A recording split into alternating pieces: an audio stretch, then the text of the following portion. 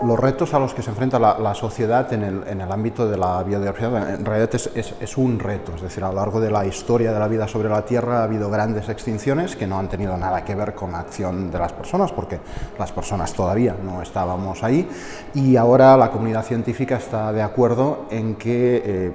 estamos ya inmersos en una gran extinción, en una extinción masiva, esta sí causada por las personas. Hay un porcentaje elevado en todos los taxones que hemos estudiado de especies que están en peligro crítico de extinción o amenazadas de extinción o que son vulnerables. Y esto, además de una pérdida enorme desde el punto de vista estético, cultural, de ser inaceptable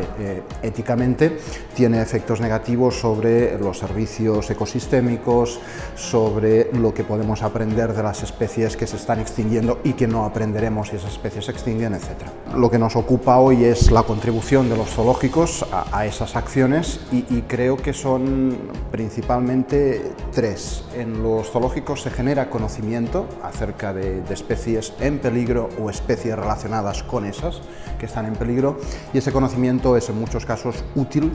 para conservar dichas especies en el medio natural. La segunda contribución es la